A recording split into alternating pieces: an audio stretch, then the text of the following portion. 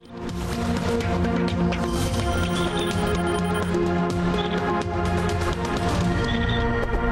वालेकुम, मैं हूं अरीना फारूक शेख। और केपी हुकूमत के ऊपर खतरे के बादल या सिर्फ प्याली में तूफान।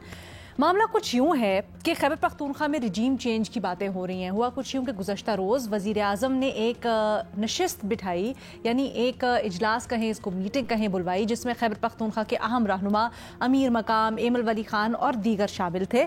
और यहाँ पर इससे मुतल्लिक दावा किया जाता है कि खैबर पख्तूनख्वा हुकूमत से मुतल्लिक कोई बात हुई है। गो के इससे मुतल्लिक मुतज़ाद इत्तलात आ रही हैं। ANP के तर्जुमान का कहना है कि ये नशिस्त ज़रूर हुई, इसमें बातें हुई दीगर, लेकिन खैबर पख्तूनख्वा की हुकूमत की तब्दीली के ऊपर कोई बात नहीं हुई। फिर कल रात शाहज़ेब खानज़ादा साहब के साथ बात करते हुए राना सनाउल्लाह साहब ने भी कहा कि हुकूमत का केपी हुकूमत गिराने का या फिर वहाँ पर PTI की हुकूमत को हटाने का कोई प्लान नहीं है। लेकिन इस तरह की बातें चल रही हैं और इसको तक़वियत यहाँ से मिलती है कि खैबर पख्तूनख्वा के जो गवर्नर हैं फैसल करीम कुंडी, उन्होंने अब से कुछ देर पहले एक बार फिर इशारा दिया है कि खैबर पख्तूनख्वा में अक्सरियत हासिल है, खासकर मखसूस नशिस्तों का फैसला आने के बाद, और नंबर्स अगर पूरे होते हैं तो बिल्कुल तहरीक अदम एतमाद आ सकती है चीफ मिनिस्टर के खिलाफ। अब आपको पता है, इससे पहले सारा मामला शुरू इस तरह हुआ था कि 2 रोज़ पहले जो खान साहब की बहनें हैं वो इमरान खान साहब के पास मौलाना फजलुर रहमान का एक पैगाम लेके गई, जिसमें मौलाना फजलुर रहमान ने खान साहब को ये यकीन दहानी दिलवाई कि उनसे राब्ता हुआ है खैबर पख्तूनख्वा में हुकूमत की तब्दीली से मुतल्लिक, लेकिन मौलाना फजलुर रहमान इसका हिस्सा नहीं बनेंगे। कल आपने सुना होगा CM KP ने भी एक बड़ी धुआंधार प्रेस कॉन्फ्रेंस की अपने दीगर पार्टी रहनुमाओं के साथ, और उन्होंने बल्कि धमकी दी, ललकारा कि हुकूमत गिरा के दिखा दो, चैलेंज करता हूँ नहीं गिरा सकोगे। जमा खातिर ये भी कि एमल वली खान साहब ने भी और मौलाना फजलुर रहमान साहब ने भी ये कहा है कि अगर ऐसी कोई कोशिशें होती हैं तो इसके अंदर वो हुकूमत का साथ नहीं देंगे, वो नहीं हिस्सा बनेंगे किसी भी रजीम चेंज के प्लान का। बट सवाल यहाँ पर ये होता है कि क्या खैबर पख्तूनख्वा में हुकूमत तब्दील करना एक दुरुस्त सियासी चाल भी होगी मौजूदा कोलेशन के लिए, वफाकी हुकूमत के लिए या रियासत के लिए, या नहीं? हमें ज्वाइन करें इस डिस्कशन के लिए महमूद सरफराज साहबा, मज़हर अब्बास साहब, आसिफ बशीर चौधरी साहब और इरशाद भट्टी साहब भी हमारे साथ मौजूद हैं। भट्टी साहब, आपसे सबसे पहले जानना चाहेंगे, ये मौलाना साहब को जो पैगाम आया है, मौलाना साहब को पैगाम कहाँ से गया है? क्या वाकई में ऐसी बातें चल रही हैं? और अगर ऐसी बातें चल रही हैं तो सर ये कितनी संजीदा बातें हैं? मैडम शेख, मौलाना साहब को कहाँ से पैगाम गया है, मौलाना साहब को कहाँ से पैगाम आते हैं, मौलाना साहब किस पैगाम को किस तरह समझते हैं और किस पैगाम को कितनी अहमियत देते हैं, मैडम शेख ये यकीन करें मुझसे ज़्यादा आप जानती हैं या मौलाना साहब जानते हैं। लेकिन चूंकि आपने सवाल कर दिया है तो मैं बता देता हूँ। अभी तक तो ऐसा है मैडम शेख कि मौलाना साहब कह रहे हैं कि ये ना करें, मतलब खैबर पख्तूनख्वा असम्बली में तहरीक अदम एतमाद ज़ाहिर लाई जाएगी तो हार्स ट्रेडिंग होगी, क्योंकि 53 हैं इस वक्त माले गनीमत लेकर भी अपोजिशन की सीटें, और 73 चाहिए गालबन वज़ीर आला बनवाने के लिए। तो बाकी ज़ाहिर है वो जो 35 अरकान आज़ाद हैं जो पाकिस्तान तहरीक इंसाफ के हैं या उनके मैंडेट पर आए हुए हैं, तो उनमें से कुछ तोड़ने पड़ेंगे, तो ज़ाहिर है हार्स ट्रेडिंग होगी। ज़ाहिर है कोई पाकिस्तान तहरीक इंसाफ का फॉरवर्ड ब्लॉक बनाकर आगे किसी को लाने की कोशिश होगी, अली अमीन गंडापुर साहब को हटाने की कोशिश होगी, लेकिन अभी इस सूरत में नहीं है अपोजिशन ऐसा कुछ करने के लिए। लेकिन बहरहाल एमल वली खान साहब का शुक्रिया कि वो हार्स ट्रेडिंग के ख़िलाफ़ बोले, अगर बोले हैं तो मौलाना साहब का शुक्रिया। अभी तक इस घड़ी तक मौलाना साहब का पता कुछ नहीं चलता कि वो कह रहे हैं कि नहीं तब्दील करनी। लेकिन बात फाइनल और इख्तितामी अल्फाज की तरफ बढ़ाने से पहले मैडम शेख आपको मुबारकबाद देना चाहता हूँ कि वो इलेक्शन कमीशन जिसने सुप्रीम कोर्ट के 4 हुक्मों को ठुकरा कर 1 साल पाकिस्तान तहरीक इंसाफ की मखसूस नशिस्तें पाकिस्तान तहरीक इंसाफ को नहीं दी थीं, उसी इलेक्शन कमीशन ने आईनी बेंच के कमाल और शाहकार फैसले के अगले दिन ही पाकिस्तान तहरीक इंसाफ की मखसूस नशिस्तें पाकिस्तान तहरीक इंसाफ से लेकर बाकी सियासी जमातों में बांट दी, नोटिफिकेशन जारी कर दिया, मतलब माल गनीमत बांटा जा चुका है। अब सवाल आपका ये है कि क्या खैबर पख्तूनख्वा में हुकूमत दुरुस्त सियासी चाल होगी ये हटाने की या रिजीम चेंज करने की? तो इस सवाल में मैडम शेख लफ्ज़ जो दुरुस्त है, इसको अगर आपकी तबा माइले बेकर्म हो तो इसको निकाल दें, क्योंकि अब पाकिस्तानी सियासत जहाँ पहुँच चुकी है मैडम शेख, वहाँ दुरुस्त या ना दुरुस्त, मतलब दुरुस्त या गलत नामी चीज़ों का कोई वजूद नहीं रहा। अब सिर्फ सियासी चालें रह गई हैं। फैसल करीम कुंडी साहब को कहना यह है कि प्यारे भाई ज़रा हौले हौले, ज़रा धीरे धीरे ठंडी करके खाएं मेरे प्यारे भाई। 25 नशिस्तें हैं गालबन, अगर मैं गलत नहीं हूं तो, क्योंकि खलील रहमान कमर साहब ने मुझे फ़ोन करके कहा है कि गलत लफ्ज़ जो है होता ही कोई नहीं है, गलत होता है। तो गलत मशवरे भी किससे ले रहे हैं आप? माशाल्लाह सर। जी मैडम शेख साहब, आपकी मोहब्बत को सलाम मैं पेश करता हूँ। तो 25 नशिस्तें हैं गालबन खैबर पख्तूनख्वा हुकूमत में या खैबर पख्तूनख्वा जो अभी बांटी गई हैं। तो कहने का मकसद ये है कि कोशिश तो है, ज़ाहिर है परवेज़ खटक साहब भी मशीर हैं, अमीर मकाम साहब भी कोई बंदा आगे लाना चाहते हैं, पाकिस्तान तहरीक इंसाफ का एक फॉरवर्ड ब्लॉक वो हो सकता है आगे ना आए, मगर वो अली अमीन गंडापुर साहब से नाराज़ भी है। तो अली अमीन गंडापुर साहब दूसरी तरफ लोगों को मनाने में लगे हुए हैं, दूसरी तरफ लोगों को के गिले शिकवे दूर कर रहे हैं। तो तलवार तो है अली अमीन गंडापुर साहब की हुकूमत के ऊपर लटकती हुई। अभी सूरत हाल अली अमीन गंडापुर साहब के कंट्रोल में है, लेकिन आखिरी 2 जुमले अगर ये कर गए तो ये एक बहुत बड़ा सियासी, वो कहते हैं ताकत का इंजेक्शन होगा एक बार फिर पाकिस्तान तहरीक इंसाफ के लिए, अली अमीन गंडापुर साहब के लिए, शहीद बनने के लिए, मजलूम बनने के लिए, विक्टिम कार्ड के लिए, और जो उनकी गवर्नेंस परफॉर्मेंस पर बातचीत होती है, जो उनकी सियासत पर बातचीत होती है, वो सारी दब जाएगी और एक बार फिर से पाकिस्तान तहरीक इंसाफ को एक बड़ा कार्ड मिल जाएगा कि भाई ये हाल हो गया हमारा। तो खैबर पख्तूनख्वा में जो अवाम ने मैंडेट दिया था, मखसूस नशिस्तें क्या, बल्ला क्या, मैंडेट क्या, सर ये इंटरेस्टिंग अप्रोच है आपकी। सिर्फ इतना सा बता दें, आप समझते हैं बड़ी मुश्किलात हैं अभी खैबर पख्तूनख्वा हुकूमत के लिए और गंडापुर साहब के लिए, तो कल तो जो उनकी बॉडी लैंग्वेज थी और जिस तरह से उन्होंने तड़ियाँ लगाई हैं, वो फिर कॉन्फिडेंस कहाँ से आ रहा है उनमें? मैडम शेख, अली अमीन गंडापुर साहब की गुफ्तगू, अली अमीन गंडापुर साहब की जो बातचीत है वो हमेशा ऐसे ही होती है, और अली अमीन गंडापुर साहब अभी इस वक्त तक बिल्कुल ठीक कह रहे हैं कि उनके पास नंबर पूरे हैं और वो समझते हैं कि उनको रिजीम चेंज नहीं हो सकता। लेकिन कल आने वाला अगर हुकूमत तय कर ले, वफाकी हुकूमत, तो जो आपके मुताबिक उन्होंने तय कर लिया है, जो आपके मुताबिक उन्होंने तय कर लिया, नहीं मैडम शेख, ख्वाहिश मौजूद है, बिल्कुल ख्वाहिश मौजूद है। आसिफ बशीर चौधरी साहब, ये जो ख्वाहिश मौजूद है, क्या आप समझते हैं ये दुरुस्त ख्वाहिश है, इसका फ़ायदा होगा या इसका नुकसान होगा? जी, मैं ज़ाती तौर पे ये समझता हूँ कि जो ये ख्वाहिश मौजूद है, और वो ख्वाहिश भी कहाँ मौजूद है, सिर्फ गवर्नर की अगर आप बात करें, क्योंकि वो ये जानते हैं कि पीपल्स पार्टी की हुकूमत KPK में आना शायद बहुत नामुमकिन के करीब है, जो वहाँ पे सूबे में उनकी सूरत हाल है। वो समझते हैं कि ये हाई टाइम है जिसमें हम बाकी अपोजिशन को साथ मिला के और किसी न किसी तरह अगर यहाँ हुकूमत बनाएं तो एक तो उनको ज़ाती बहुत फ़ायदा पहुँचता है, लेकिन मसला ये है कि इस सारे अमल में जो सबसे अहम खिलाड़ी हैं वो मौलाना फजल रहमान हैं, और मौलाना फजल रहमान के पास बड़ी क्लैरिटी है कि वो ये कहते हैं कि 12-13 साल की जो बदतरीन हुक्मरानी यहाँ पे कायम की PTI ने KPK के अंदर, उसको आप एक शहीद बनने का मौका देंगे और वो सारा जो उनकी अकाउंटेबिलिटी का अमल है उसको आप रोक देंगे, जो अवामी अकाउंटेबिलिटी का है, जो आइंदा किसी इलेक्शन में होना है, अगर आप इस वक्त उनकी हुकूमत चेंज करेंगे। देखें, जो अली अमीन गंडापुर हैं, पार्टी के अंदर शदीद इख्तलाफात हैं اور وہ سمجھتے ہیں کہ خان صاحب بھی انہیں ہٹانا چاہتے ہیں. جو وہ اعلانات کر رہے ہیں وہ چاہتے ہیں کہ کسی طریقے سے کسی طریقے سے جو ہے وہ اپوزیشن ایکٹیویٹ ہو جائے اور کسی طریقے سے انہیں شہید بننے کا موقع مل جائے.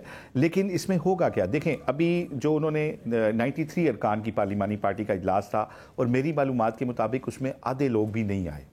ٹھیک ہے. اسد کیسر صاحب کہاں تھے؟ جنید اکبر صاحب اپنے دوستوں کو کہہ رہے ہیں کہ مجھے زبردستی بلایا گیا تھا اور میں لارجر انٹرسٹ کے چکر میں گیا ہوں، ورنہ میں نہیں بیٹھنا چاہتا تھا ان کے ساتھ. یہ بات انہوں نے اپنے دوستوں سے کہی ہے. اور دیکھیں بات یہ ہے کہ علی امین گنڈاپور جو ہیں وہ چاہتے ہیں کہ مجھے یہاں پہ شہید کیا جائے اور میں شہید کا رتبہ لے کے دوبارہ جو ہے وہ طاقت گین کروں، کیونکہ اس وقت وہ پارٹی کے بانی چیئرمین کی نظروں میں بھی اپنا اعتماد کھو چکے ہیں. طاقتور حلقے بھی ان سے ناراض ہیں. اس وقت علی امین گنڈاپور جو ہیں وہ ڈیسپریٹ ہیں اور ڈیسپریٹ ہونے کے بعد وہ اس طرح کے چیلنجز دے رہے ہیں. اپوزیشن کے وہ لوگ جو موقع سے کچھ فائدہ اٹھانا چاہتے ہیں وہ تو اس طرح کی سوچ رکھ سکتے ہیں جس طرح گورنر پنجاب ہیں، لیکن جو وہاں کے مین سٹیک ہولڈر ہیں جیسے عوامی نیشنل پارٹی ہے یا جے یو آئی ہے، وہ بالکل بھی نہیں چاہتے کہ ہم، کیونکہ بہرحال 2 درجن لوگ آپ کو پی ٹی آئی کے پھر بھی توڑنے پڑیں گے. تو ایک تو ہارس ٹریڈنگ کا الزام آئے گا، پھر جو وہ بقول ان کے جو بیڈ گورننس رہی ہے اس کا سارا جو معاملہ ہے وہ صاف ہو جائے گا. تو اس وجہ سے جو ہے وہ یہ سمجھتے ہیں کہ یہاں پہ جو صورتحال ہے اس کو پی ٹی آئی کے گلے کی ہڈی بنی دینا رہنا چاہیے. اب دیکھیں ایک بڑا اہم سوال ہے، جب وزیر اعلیٰ یہ پریس کانفرنس کر رہے ہیں وہاں اسی وقت وہاں صوبے میں دیکھیں کہ لا اینڈ آرڈر کی سچویشن جو ہے وہ کتنی خراب ہے. وہاں پہ ہمارے ایک اسسٹنٹ کمشنر کی شہید کی باڈی پڑی ہوئی ہے اور دوسری طرف صوبے میں ایک سیاسی کھینچا تانی ہو رہی ہے. تو صوبائی حکومت جو ہے وہ کہاں سٹینڈ کرتی ہے اس سارے معاملے میں؟ بلکہ میں تو یہ سوال بھی اٹھاؤں گا کہ ہماری جو عسکری لیڈرشپ ہے اس کا فوکس بھی اب جو ہے وہ دوبارہ کے پی کے اندر دہشت گردی کی جانب ہونا چاہیے. جب ہم کامیابیوں کا سہرا سمیٹتے ہیں تو کے پی کے اندر جو واقعات دہشت گردی کے دوبارہ جس کوانٹم کے ساتھ شروع ہوئے ہیں ان کو روکنا جو ہے ہماری اسٹیٹ کی پہلی ترجیح ہونی چاہیے، اور صوبے کی تو بالخصوص ایک جنگی حالت اس میں ہونی چاہیے. مسئلے مسائل ہیں، ریاست کہیں اس وجہ سے زیادہ انکلائنڈ تو نہیں ہے یہاں پر حکومت کی تبدیلی کے لیے؟ کیونکہ کافی دفعہ بات بھی ہوئی ہے، خود وزیر داخلہ وہاں پر گئے، علی امین گنڈاپور صاحب کو فیسیلیٹیٹ کرنے کا کہا، لیکن اس طرح سے ریزلٹس نہیں مل سکے. دیکھیں ریاست اپنی ذمہ داری محسوس کرتی ہے، اور آپ یہ دیکھیں کہ انڈیا کے ساتھ سٹینڈ آف سے پہلے جو ہیں وہ کافی ہمیں یہاں پہ خود آرمی چیف جا کے بھی وہاں حکومت سے ملے ہیں، لوگوں سے ملے ہیں، وہاں پہ ہمیں فوجی ایکٹیویٹیز جو ہیں وہ نظر آئی ہیں. لیکن میں یہ سمجھتا ہوں کہ جس طریقے سے بھی دہشت گردی کی مزید یہ وارداتیں ہو رہی ہیں، جس طرح کے حادثات ہو رہے ہیں، اس کے بعد ہمارا ایک بڑا اہم فوکس جو ہے وہ یہ صوبہ ڈیمانڈ کر رہا ہے. دیکھیں ہم وہاں پہ آج تک پولیو کے قطرے نہیں پلا پا رہے. جو جنوبی کے پی ہے اس کی صورتحال ہمارے سامنے ہے. وہاں پہ طالبان نے جو پیرل سسٹم کھڑے کی ہوئے بعض اضلاع کے اندر وہ ہمارے سامنے ہیں. لا انفورسنگ ایجنسیز جو ہیں وہ وہاں پہ اس طریقے سے کھل کے کام نہیں کر پا رہی. تو اس وقت سب کی نظریں دوبارہ سے اس سیکیورٹی کی صورتحال کے اوپر بھی ہیں. یہی چیز میں کیری فارورڈ کرنا چاہتی ہوں محمل کی طرف. محمل، یہ جس طرح سے آصف نے مسئلے مسائل گلائے، بھٹی صاحب نے اس کے اوپر اشارہ کیا، اگر اتنے مسئلے مسائل ہیں تو کیا صرف اس وجہ سے حکومت کی تبدیلی کی طرف نہ دیکھا جائے، ان ایشوز کو ریزالو کرنے کی طرف نہ بڑھا جائے کہ پاکستان تحریک انصاف سیاسی شہید بن جائے گی یا گنڈاپور صاحب کو ایک سیاسی ایج حاصل ہو جائے گا؟ سمجھتی ہیں کہ اس وقت ضروری ہے خیبر پختونخوا کے لیے اور اس کی صورتحال کے لیے حکومت چینج ہونا یا نہیں؟ دیکھیے رینا، پہلی چیز تو یہ کہ اگر تو ووٹ آف نو کانفیڈنس جو ہے اس کے اندر تو ظاہر بات ہے کوئی حرج نہیں ہوتا اگر وہ کیا جائے، لیکن ہمیں معلوم ہے کہ خیبر پختونخوا کے اندر نمبرز نہیں ہیں، یعنی کہ یہ کوئی تھرو ڈیموکریٹک مینز نہیں ہوگا. جو بھی چیز ایونچولی ہوگی وہ تھرو ان ڈیموکریٹک مینز ہوگی. اس کے اوپر بھٹی صاحب اور آصف نے جو ہے وہ کافی جو ہے وہ نمبرز وغیرہ بھی بتا دیا، کافی ڈیٹیل میں اس پہ بات بھی کر لی. تو ایک طرف تو وہ چیز ہے. دوسری چیز الینا یہ ہے کہ دیکھیں آپ جو بات کر رہی ہیں کہ دہشت گردی کے واقعات کی وجہ سے کوئی اس طرح کی چیز تو نہیں. اب دیکھیں ایک صوبہ جس کے اندر یہ ابھی باجوڑ کی بات ہوئی کہ وہاں پر اسسٹنٹ کمشنر کس طریقے سے شہید کیے گئے اور بھی لوگ، اس کے علاوہ بھی چند دن پہلے جو وہ 13 سولجرز جو تھے ان کو کس طرح سے نارتھ وزیرستان میں ایک سوئسائڈ اٹیک میں شہید کیا گیا. پھر آپ کو معلوم ہے کہ مولانا فضل الرحمان کے بیٹے کی کڈنیپنگ کی اٹیمپٹ، یعنی مولانا صاحب اتنے بڑے ادھر کے لیڈر ہیں ان کے بیٹے کو جس طریقے سے کڈنیپ کرنے کی اٹیمپٹ کی گئی، تو اور بھی بہت سارے واقعات، اور جس فریکوینسی سے بڑھ رہے ہیں ہمارے سامنے. آپ ایک ایسے صوبے کے اندر ایک حکومت جن کو وہاں کے لوگوں نے الیکٹ کیا ہے اور بڑی کمفرٹیبل میجورٹی ان کو دی ہے، بڑے نمبرز کے ساتھ ان کو الیکٹ کیا اور تیسری مرتبہ ان کو الیکٹ کیا ہے، آپ ان کو اس طریقے سے اگر ہٹاتے ہیں جس سے ایک پولیٹیکل انسرٹنٹی بھی پھیلتی ہے اور دوسری طرف وہاں پر اس طرح کے واقعات ہو رہے، تو آپ کیا میسج دینا چاہ رہے؟ پھر آپ اسٹیبلٹی کا تو میسج نہیں دے رہے، پھر آپ اسٹیبلٹی تو وہاں پر نہیں چاہ رہے. یہ جو چیزیں ہیں لینا، یہ جو باتیں ہو رہی، دیکھیں ایمل ولی کی بھی بات کی، انہوں نے کہا کہ وہ بھی اس کا ساتھ نہیں دینا چاہتے. مولانا فضل الرحمان نے تو خان صاحب کو میسج بھی پہنچایا ہے کہ وہ اس کا ساتھ نہیں دینا چاہتے. بیسکلی جو وہاں کے اہم لیڈرشپ ہے جو اپوزیشن کے اندر ہے، ان کو اندازہ ہے کہ اس طرح کی کوئی بھی موو جو ہے وہ ڈی سٹیبلائز کرے گی اس صوبے کو مزید، جبکہ وہاں پر ایک دہشت گردی کی جس طرح سے لہر دوڑ رہی ہے. اور بات وہی ہے لینا کہ اگر تو آپ نے، یعنی کہ وہ جو بات کر رہے ہیں، جب یاسر نے بات کی کہ مولانا تو یہ کہہ رہے ہیں کہ پھر آپ کس طرح سے ان کو اکاؤنٹیبل ٹھہرائیں گے ان کی گورننس کے اوپر، آپ اگلے الیکشنز تک کا ویٹ کر لیں. انفارچونیٹلی یہاں پر ایک جو ہائیبریڈ سسٹم کے اندر ہم نے سوچ دیکھی ہے وہ یہ ہے کہ بس پوری کی پوری پاور کسی طرح سے کنٹرول کر لی جائے. ویسے تو کچھ لوگ تو یہ کہتے ہیں کہ اسے شاید ڈرانے کے لیے کہا جا رہا ہے پی ٹی آئی کو، ایسا شاید کچھ کرے نا، لیکن دوسری طرف یہ بھی سوچ پائی جاتی ہے کہ ایونچولی وہ پی ٹی آئی سے خیبر پختونخوا بھی لینا چاہتے ہیں، کیونکہ ایسے لگ رہا ہے کیونکہ جو پی ٹی آئی کے اوپر سے وہ جو ایک خلش ہے وہ کتنی زیادہ جس طریقے سے بڑھ گئی ہے کہ ریزرو سیٹس بھی آپ نے دیکھا کہ کس طریقے سے ہو گئے ہیں. پھر جو 9 مئی کے کیسز والی بھی بات ہو رہی ہے کہ وہاں سے جب لوگ جائیں گے تو پھر وہ سیٹیں بھی شاید ان کو الیکشنوں میں دوبارہ نہ ملے. تو اب یہ خیبر پختونخوا کی بھی بات ہو رہی ہے. تو اگر اسی طریقے سے کرنا ہے ہائیبریڈ نے یہی چیزیں کرنی ہے تو اب تو آپ کے پاس پورے نمبر ہے 2/3 ہے، آئری ترمیم لے آئے پی ٹی آئی کو، پھر آپ بین کرتے ہیں. اب تو یہی رہ گیا نا، اور آپ کیا کریں گے؟ مطلب کیا کیا نہیں کیا آپ نے پی ٹی آئی کے ساتھ، اور جو اب آپ یہ کرنے جا رہے ہیں. تو اس طرح کی میرے خیال میں سوچ اور یہ اس طرح کے اقدامات جو ہے وہ اٹھانے کی کوئی ضرورت نہیں ہے، بالکل غیر ضروری چیز ہے. اور ایک صوبے کو جس کے اندر آلریڈی دہشت گردی اتنا بڑا واقعہ ہے اس کو پلیز ڈی اسٹیبلائز مت کرے اس طریقے سے. Political destabilization will not be good for that province. ٹھیک ہے. مظہر عباس صاحب، کیا حکومت کی ایک second, sorry sir, Asif please مختصر رکھیے گا. اچھا، میں ایک چھوٹی سی چیز اس میں ایڈ کرنا چاہوں گا آپ کے سوال کے جواب میں کہ دیکھیں صوبے کی اگر صورتحال آپ دیکھیں نا خیبر پختونخوا کی، تو وہاں پہ پی ٹی ایم فیکٹر پہلے ہی ریاست کے خلاف ہے، اس کے بعد دہشت گردی کا ایلیمنٹ بھی ہے. اب اگر آپ پی ٹی آئی کو حکومت سے نکالیں گے تو صوبے کی ایک بڑی جو جماعت ہے اس کو بھی آپ اپنے خلاف کرنا افورڈ نہیں کرتے. لہٰذا میں نہیں سمجھتا کہ یہ کوئی وائز ڈیسیژن ہوگا ریاست کی طرف سے کہ وہاں پہ جو ہے جو ایک منتخب حکومت ہے اس کو ہٹا دیا جائے. 2 درجن کے قریب لوگوں کو خرید کے ہٹایا گو کہ جا سکتا ہے، لیکن میرا نہیں خیال کہ اس کو وہ اس موقع پہ ہٹانا پسند کریں گے یا یہ کوئی مناسب بات ہوگی. ٹھیک ہے. مظہر عباس صاحب، آپ کی کیا رائے ہے اس کی؟ میرا خیال ہے یہ ایک فلر ہے، اور عام طور پہ فلر چھوڑا جاتا ہے فیڈ بیک دیکھنے کے لیے کہ فیڈ بیک کیا آتا ہے. اس کی 2-3 وجوہات ہیں.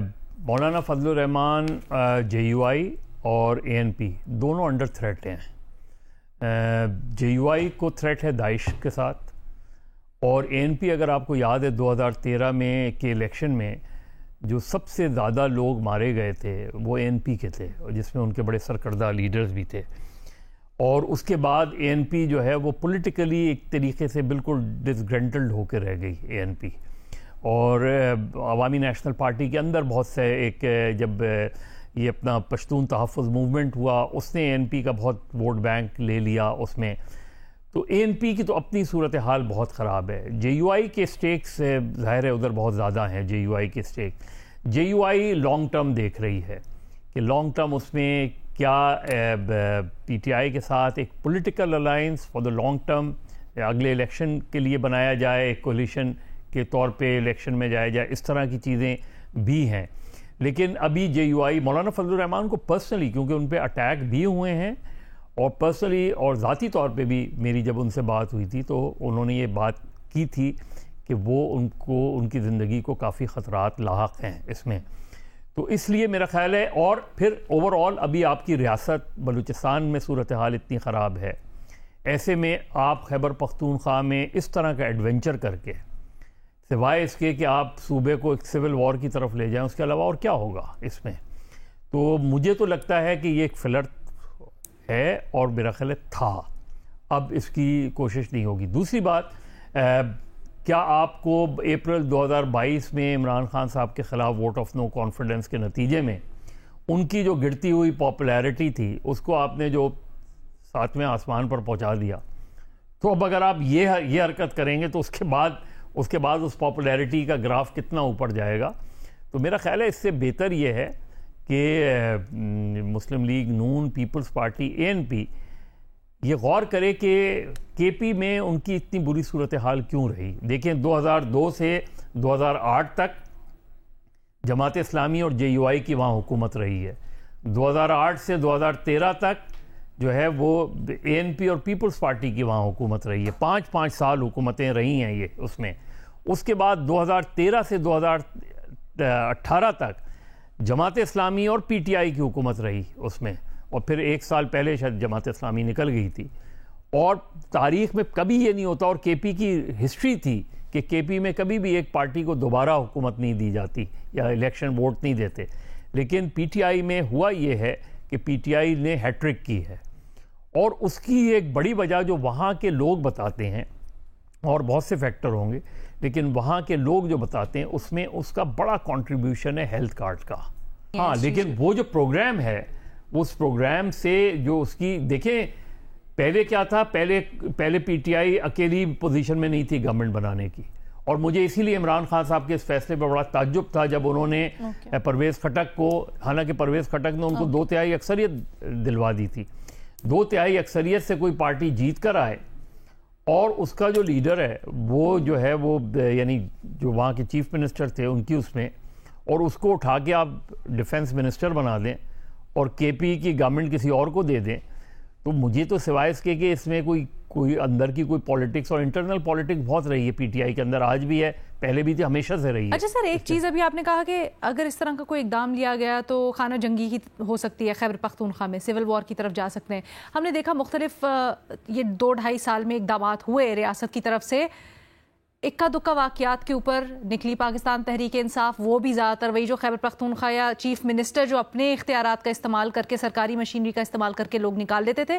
اس کے علاوہ ہم نے اس طرح سے نہیں مظاہرہ دیکھا یا ہم نے اس طرح سے لوگوں کی مخالفت نہیں دیکھی۔ کیا آپ کو لگتا ہے ابھی بھی وہ ماحول اور سٹانسز ہیں کہ اگر ایسا کوئی اقدام ہوتا ہے تو نکلیں گے لوگ؟ جب آپ ایک الیکٹڈ گورنمنٹ کو صوبے کی جو پچھلے تین مرتبہ سے جیتتی آ رہی ہے اس کو ایک دم آؤٹ کر دیں گے تو اس کے بعد آپ کیا سمجھتے ہیں؟ دیکھیں پشاور جو شہروں میں ویسے ہی جو ایکس فاٹا ایریاز ہیں وہ ویسے ہی ڈسٹربڈ ہیں آپ کے، تو آپ پشاور کو بھی ڈسٹرب کر دیں گے، پھر جو اربن سینٹرز ہیں وہ بھی اگر ڈسٹرب ہو جائیں گے۔ یہ جو محمل ابھی کہہ رہی تھی کہ ڈی اسٹیبلائزیشن ہو جائے گی بڑا جی نا اس میں۔ لیکن جاتے جاتے بریک سے پہلے بھٹی صاحب سے ایک چھوٹا سا کامنٹ۔ بھٹی صاحب، یہاں پر بات ہوئی کہ یہ جو خواہش ہے خیبر پختونخوا حکومت چینج کی، یہ صرف گورنر کی خواہش ہے، کیا ایسا ہی ہے؟ پھر یہ بھی بات ہوئی ہے ایک فلر چھوڑا جا رہا ہے، دیکھا جا رہا ہے کہ کیسا رد عمل آتا ہے، اس کے بعد ڈیسائیڈ کیا جائے گا۔ آپ بارہا یہ کہہ چکے ہیں کہ یہ ڈیسائیڈڈ ہے، بس وقت کا تعین ہونا ہے کہ اب کہ کب۔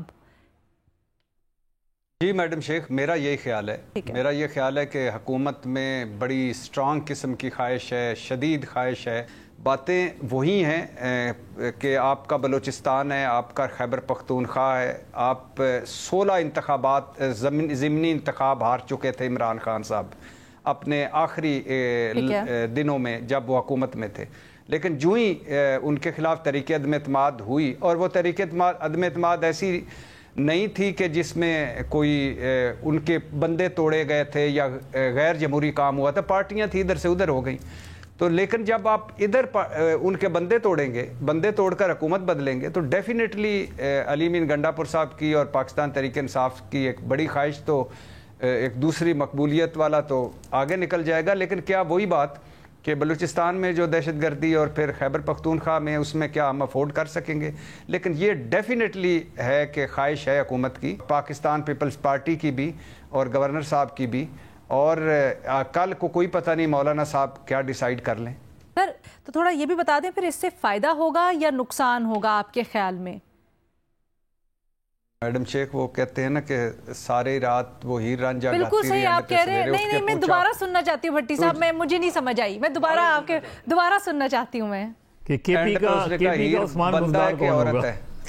بتا دینا بندہ ہے کہ عورت ہے. ڈیفینیٹلی نقصان ہوگا اس طرح غیر جمہوری طریقے سے تبدیل کرنے میں. لیکن میں نے آپ کو شروع میں غالباً وہ بھی آپ بھول گئی تھی کہ اب یہ غلط صحیح درست نہ درست یہ سٹیجز گزر چکی ہیں ہماری سیاست میں. صحیح سر, وہ پوائنٹ میں نے سن لیا تھا آپ کا. یہ آپ نے دوبارہ جو وضاحت کیا نا سر, یہ تھینک یو. آصف رشید چودھری صاحب کچھ ایڈ کرنا چاہتے ہیں؟ مجھے کہیں گے تو میں تیسری مرتبہ میں یہ گزارش کرنا چاہتا ہوں بھٹی صاحب سے کہ بھٹی صاحب اگر کے پی میں حکومت نہ دینی ہوتی تو پی ٹی آئی کو حکومت نہیں ملنی تھی. وہاں کوئی اقوام متحدہ نے تو نہیں الیکشن کرایا تھا کہ آپ پاکستان میں کہتے ہیں کہ ریگنگ ہوئی ہے اور کے پی میں نہیں ہوئی. دیکھیں جو بھی اس وقت بھی جو دماغ سوچ رہے تھے وہ یہ جانتے تھے کہ کے پی کے معروضی حالات کیا ہیں, وہاں کی لا اینڈ آرڈر کی سچویشن کیا ہے, وہاں کی باقی جو پولیٹیکل ڈائنامکس کیا ہیں اور وہاں پہ کس قسم کی حکومت ہونی چاہیے. اور معروضی حالات میں ابھی تک کوئی ایسی تبدیلی نہیں آئی. اور دوسری بات یہ ہے کہ کے پی کی حکومت ہٹانے کی کوئی وجہ بھی تو بتائی جائے. کے پی کی حکومت نے کون سے ایسے کارنامے سر انجام دے دیے جس سے وفاقی حکومت کو یا ریاست کو کوئی خطرہ پیدا ہو گیا ہے. علی امین گنڈا پور تو جیسے کہا جاتا ہے اچھے بچے ہیں ویسے کیا کرتے ہیں. انٹرنل رفٹ ہے پارٹی کی اور وہ ڈیسپریٹ ہو کے بہت سارے بیان دے رہے ہیں جس کی ٹارگٹ آڈینس یہ ہے کہ, اور وہ یہ تاثر دینا چاہتے ہیں کہ اگر میری حکومت گری تو پی ٹی آئی کی حکومت گر جائے گی. ادروائز ایسی کوئی بات نہیں ہے. اور ریاست اگر ان کی حکومت گرانا چاہے گی تو گرا لے گی. ریاست کو بھی ضرورت نہیں ہے. ریاست سمجھتی ہے گرانے سے نقصان ہوگا. اور علی امین گنڈا پور کے ویسے بھی بیانات جو ہے نا اس سے اکثر مجھے ڈونلڈ ٹرمپ کی یاد آتی ہے. اچھا محمد جلدی سے پوائنٹ کر لے, پھر بھٹی صاحب کا کلوزنگ آرگیومنٹ لیتے ہیں. جی محمد.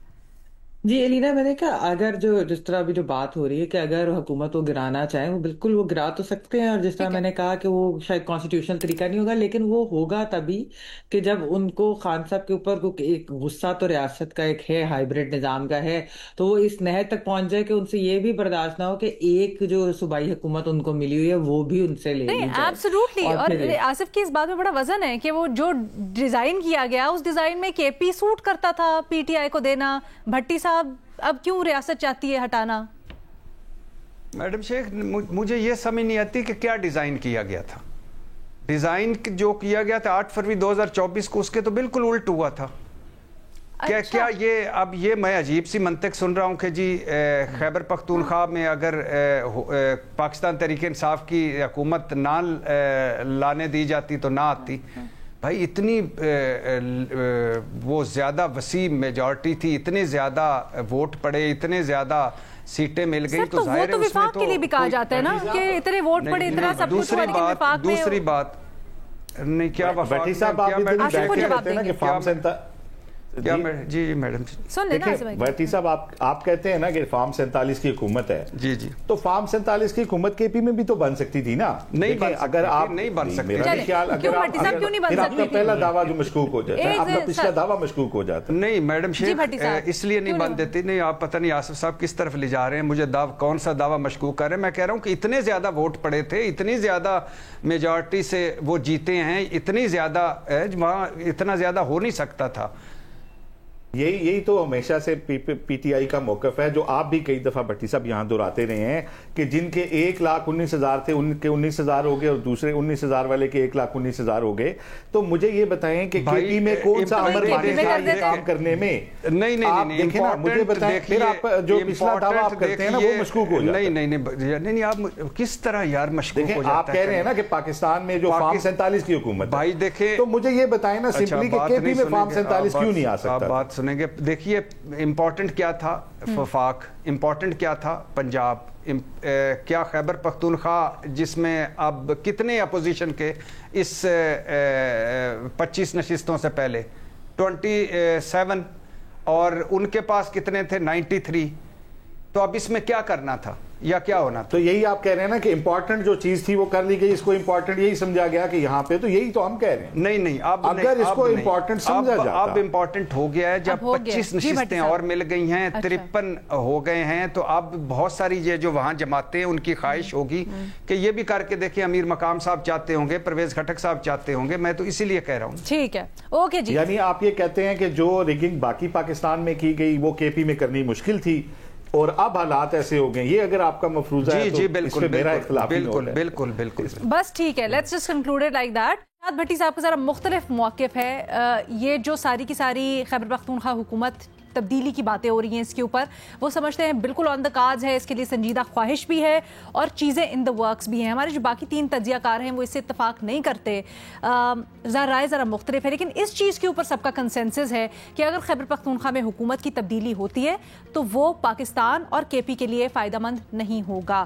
ود دیٹ چھوٹی سی بریک, آپ کے سوالوں کے ساتھ واپس آئیں گے.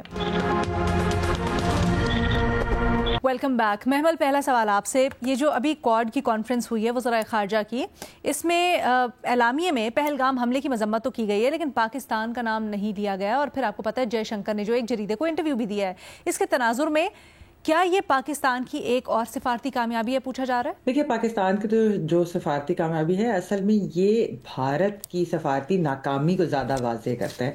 بیسکلی آپ دیکھیں کہ اس کے اندر انہوں نے, آپ کو یاد ہوگا کہ یو این ایس سی کے اندر بھی ایک سٹیٹمنٹ جو ہے مئی کے اندر آئی تھی, اور انڈین میڈیا یہ کہہ رہا ہے کہ لگ بھگ دونوں سٹیٹمنٹ اسکواڈ کی اور وہ جو یو این ایس سی کی سٹیٹمنٹ تھی آلموسٹ سیم ہی ہے پہلگام اٹیک کے اوپر. اس وقت جو ہے بھارت نے یہ کہا تھا, الزام لگایا تھا کہ کیونکہ چائنا پاکستان کے ساتھ ہے تو اس لیے جو ہے ورڈنگ اس کی U N S C statement کی اس طرح سے کی گئی ہے.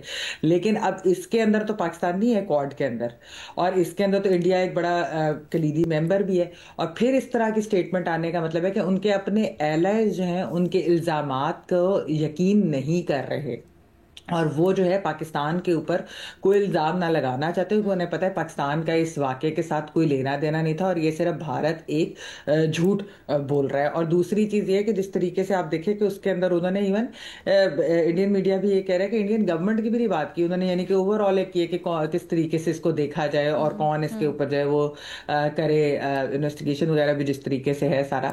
تو اوور آل اگر آپ دیکھیں علینا, تو جو بھارت ایک منجن بیچتا تھا کہ پاکستان جو ہے وہ ایک دہشت گرد ملک ہے, یہ اب مزید نہیں بک رہا, کیونکہ اس کے اندر کوئی سچائی بھی نہیں ہے اور پاکستان نے جس طرح کے سٹیپس بھی لیے ہیں, اور اس کے علاوہ بھارت کے پاس کوئی ثبوت بھی نہیں ہے. پھر بھارت خود کراس بارڈر ٹیررزم میں کیونکہ انوالوڈ ہے, وہ بے شک کینیڈا کی اسیسینیشن ہو, پاکستان میں بی ایل اے ہو, ٹی ٹی پی ہو, جس طرح وہ سپورٹ کرتے ہیں, امریکہ کے اندر انہوں نے اسیسینیشن کیا, تو یہ اس وجہ سے ہوا ہے. تو بہت بڑی ناکامی ہے بھارت کی. بہت شکریہ محمد سرفراز صاحبہ. بھٹی صاحب, آپ سے سوال ہوا ہے کہ اسپیکر قومی اسمبلی ایاز صادق اور چیئرمین سینٹ کی وہ جو تنخواہوں میں 500 سے 600 کی خبر تھی, اس میں ڈیولپمنٹ ہوئی ہے. ایاز صادق صاحب نے وزیر اعظم کو خط لکھا ہے اور معاملہ ان پر چھوڑ دیا ہے. حالانکہ آپ کو پتہ ہے بھٹی صاحب, وزیر اعظم نے تو خود نوٹس لیا ہوا تھا, اس نوٹس کا پتہ نہیں کیا ہوا, لیکن سوال یہ پوچھا جا رہا ہے کہ کیا وزیر اعظم کو تنخواہ میں اضافہ واپس لینا چاہیے؟ آپ ہنس رہے میڈم. نہیں, میں کہہ رہا ہوں کہ یہ کیا ہو کیا رہا ہے. یعنی وزیر اعظم صاحب نے نوٹس لیا ہے, وزیر اعظم صاحب کے توجہ میں بات آئی, پہلے مطلب تھی نہیں.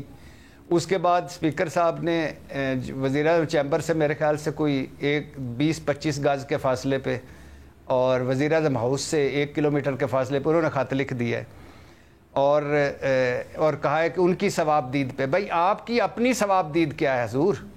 آپ اچھا سمجھتے ہیں, اسے برا سمجھتے ہیں. ثوابدید تو یہ امپورٹنٹ ہے. اور پھر اسپیکر کے ساتھ ڈپٹی اسپیکر ہے, اور پھر چیئرمین سینٹ کے ساتھ ڈپٹی چیئرمین ہے, پھر کابینہ ارکان ہے, پھر ارکان پارلیمنٹ ہے, پھر پنجاب کے اسمبلی ممبران ہیں, پھر ایوان صدر ہے, پھر وزیر اعظم ہاؤس ہے, پھر بیوروکریسی ہے, تو پھر ججز کی مرات ہیں. اب یہ سارا کچھ اس خط میں ہے کہ اسپیکر صاحب کی یقیناً اپنی تنخواہ ہوگی اس خط میں. اور ایاز صادق صاحب نے وزیر اعظم کو جو خط لکھا ہے اس میں 2 اہم پوائنٹس ہیں. ایک تو یہی ہے کہ وزیر اعظم کی مرضی ہے, حضور اگر چاہتے ہو تو میں نویں تنخواہ لے لینا, ورنہ پرانی تنخواہ تے کام کراں گا. اور دوسرا ہے کہ خواجہ آصف صاحب کی تنقید کو بلا جواز قرار دیا. اس کا مطلب ہے اسپیکر صاحب سمجھتے ہیں کہ تنخواہ بڑھنی چاہیے. انہوں نے کہا, خواجہ آصف صاحب نے, آپ کو پتا ہو کہ تنخواہوں میں اضافے کو مالی فحاشی قرار دیا تھا, تو اس کا مطلب ہے وہ بلا جواز تنقید ہے. مطلب یہ غلط ہے, اور اگر یہ غلط ہے تو پھر اسپیکر صاحب صحیح کر رہے ہیں اگر وہ بلا جواز ہے. اگر وہ صحیح کر رہے ہیں تو پھر وزیر اعظم کو خط کیوں لکھ رہے ہیں؟ اگر وہ وزیر اعظم کو خط کیوں لکھ رہے ہیں تو وزیر اعظم صاحب نے نوٹس کس پہ لیا ہے؟ اور اگر وزیر اعظم نے نوٹس لکھا ہے تو پھر خط کیوں؟ اور کیونکہ وہ تو خود پوچھ لیں گے. اور اگر خط لکھ دیا ہے تو پھر نوٹس کیوں؟ اور اگر یہ دونوں نے کیا ہے تو خواجہ صاحب نے خلاف کیوں بات کی؟ اور اگر خواجہ صاحب نے خلاف بات کر دی تو پھر یہ کیوں؟ وزیر اعظم نے اس کے بعد یہ سننے کے بعد توبہ کر لی, میں آئندہ تو کسی دی تنخواہ نہیں بدانی. آپ کسی نے کامنٹ کرو, یہ بتا دیں چھوٹا سا سمپل سا, کیا کرنا چاہیے وزیر اعظم صاحب کو؟ واپس لے لیں تنخواہ, یا آپ کے خیال میں ذرا معاملہ رفع دفع ہونے دیں.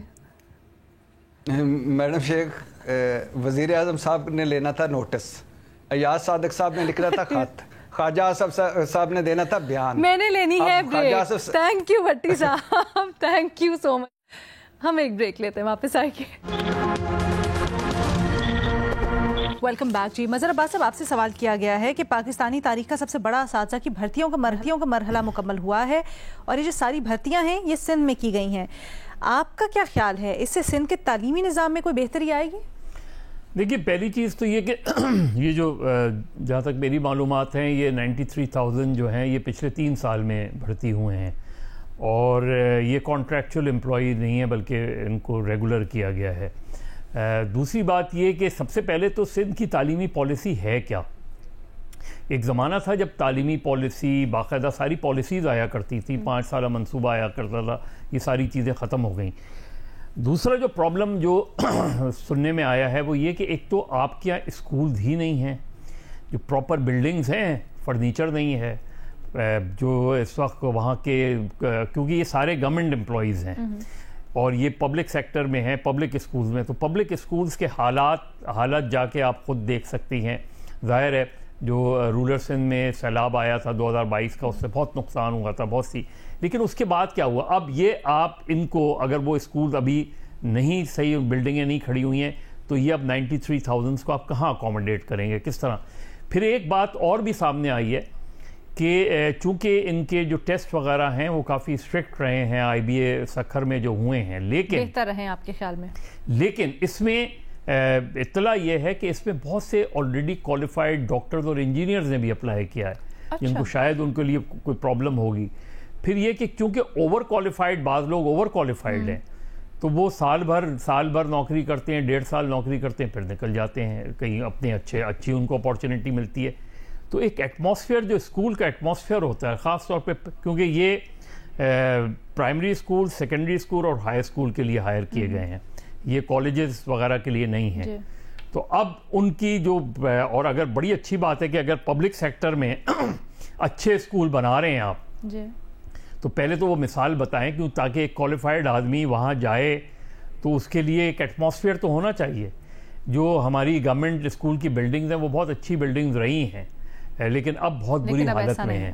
تو آپ اس طرح اتنی جلدی, میرا خیال ہے جلد بازی میں ہم اتنے زیادہ لوگ بھرتی تو کر رہے ہیں, لیکن اس کو پھر آپ اکوموڈیٹ کیسے کریں گے. پھر کیا یہ گارنٹی ہے کہ اگر اتنے کوالیفائڈ ٹیچرز ہیں اور اتنے اسٹوڈنٹس ہوتے ہیں تو پھر پبلک سیکٹر کے اسکولز آپ بتائیں پھر آگے چل کے کہ پبلک سیکٹر سے نکلے والے اسٹوڈنٹس جو ہیں وہ کن پوزیشنز پر آئے ہیں.